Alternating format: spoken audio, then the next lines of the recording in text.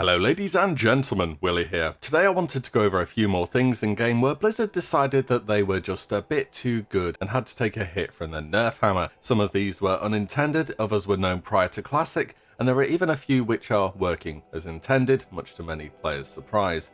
And whilst there are a few that did 100% have to get nerfed, some others may have been an interesting interpretation of the dev intended way that vanilla would have been, let's just say that. Starting off with the ectoplasmic distiller, threat generation. Threat's always been a funny thing. It's one of the most important factors that goes into a smooth raid, but it was hidden from us for such a long way, or at least until Blizzard gave us the threat API a couple of months ago. It's very likely because of this that this was indeed found out so quickly. This item is obtained early on into the tier 0.5 questline and applies a buff to players within 15 yards every 1.5 seconds that allows them to collect ectoplasm from various mobs as part of the aforementioned questline. The distiller only has a 1-minute cooldown and lasts for 3, meaning that potentially you could stack them up, making this even better. Though for some reason players found that this pulsing aura was generating threat. Quite a lot of threat actually, so much that you could potentially hold threat whilst doing very minimal actions, and it would totally trivialize any fights with adds, where the tank would shoot straight to the top of the threat table as if they'd just been misdirected in TBC. Had this not been nerfed, it would have also totally changed the tanking meta in Classic, since now you passively generate amazing threat. All warriors will be able to go deep prot, put on full tier gear and max their mitigation, and put a shield on, which thematically I like as an idea. It would also be a requirement for every tank to get it, though it doesn't take too long to get, I'll say that at least. Funnily enough, we have some evidence that this was also available in vanilla. A Reddit post here from 4 years ago showed that this was a known tactic, though just not a widespread one. Same kind of thing we see fairly often nowadays, how information travels so fast across the internet compared to back then. I think it's pretty clear why this one had to get the nerf back. Next one I'm glad to say got patched out pretty quickly after becoming widespread known. This is one that was not part of vanilla, but was only on Classic because of certain changes that Blizzard have made to try and improve server performance. Their words, by the way. And that was players finding out that if you sapped the NPCs that gave out the rallying cry of the Dragon Slayer buff during their speech before the buff drops, it would interrupt the buff going out. I actually remember the first time I saw this happen on my server, and I pretty much instantly knew we had about 1 week or so before every single NPC on every server giving out a buff would need to be surrounded by AoE spam and flares to try and stop rogues from sapping them. Even then, thanks to our good friend spell batching, rogues could drop on top of the mobs using some rather creative means and spam sap, and it would still go off. Furthermore, this would have affected every single type of server, so it wouldn't just be PvP servers where the degeneracy would happen, since the mobs who give out the buffs will always be PvP flagged no matter what. You think dispelling a world buff is annoying? Imagine preventing a whole city from getting a buff. That is like a mass dispel right there, and you can bet people would have gone out of their way to stop them buffs dropping. And now you can cue the argument that this would have also been PvP. Anyway, I'm glad that it was nerfed pretty fast, especially since it was a problem created by Classic and was not present in vanilla. Next one is the most recent on the list, I believe, and it was found with Phase 5, but several other mechanics that work this way have been known about for a good while now, and that was that fire mages could have a permanent combustion buff up. Why can you do this? Spell batching is my guess, though this is correct with Blizzard's reference client as well, as far as I'm aware. It's the exact same kind of thing that made Warlock be able to get a demonic sacrifice buff at the same time as having a demon out, which interestingly was sort of nerfed in 1.12, but this interaction was back in Classic, and was certainly down to the spell batch window, where it's as simple as pressing sacrifice demon as you enter an instance, and then you have both of them present on the other side. You can still do this with a demonic sacrifice buff actually, and it will persist for a few seconds before fading, so clearly there's some kind of check in place now to remove this.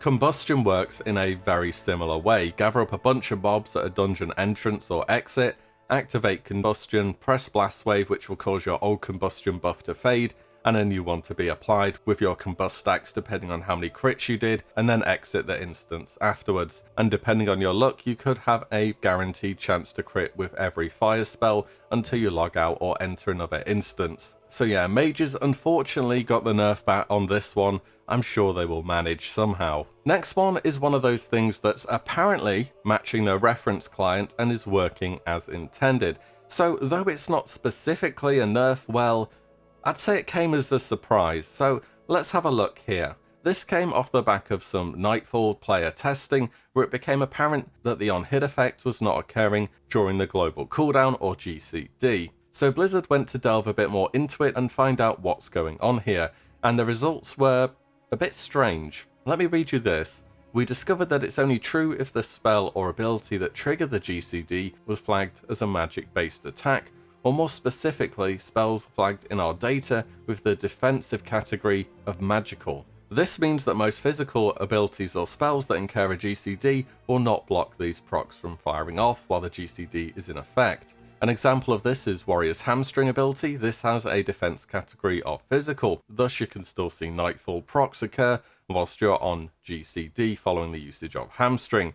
Alternatively, Demoralizing Shout has a defense category of magical, and you will not see Nightfall or other items proc during the GCD immediately following a spell's usage. So how can we as players tell what has a defense category as magical or as physical? Well, I'm not really sure actually. Looking at databases, there are only spell schools, not defense categories, and I wouldn't have expected Demoralizing Shout to be classed as magical either, if I'm honest, but in any event, Blizzard have decided to leave it in the game as it is. Next one on the working intended, but it's actually kind of surprising how it works, is how extra elemental damage on weapons work. So some weapons like Iceblade Hacker or Thunder Fury have an extra bonus elemental damage component on them, and when players went to do Viscidus with these weapons, especially the plus frost damage weapons, it was found that the bonus damage did not actually count as frost damage. So along came Blizzard to clear things up and explain how it works. Instead of what you may expect by reading the weapon tooltip, that being base damage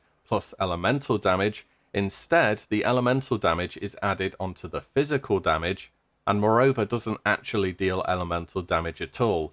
But if the target does partially resist the elemental damage, it will show as a resist for that element, even though it's only ever dealing physical damage technically. This is confusing, weird, and apparently accurate, and Blizzard themselves have said we have no intention of changing them to behave differently in WoW Classic.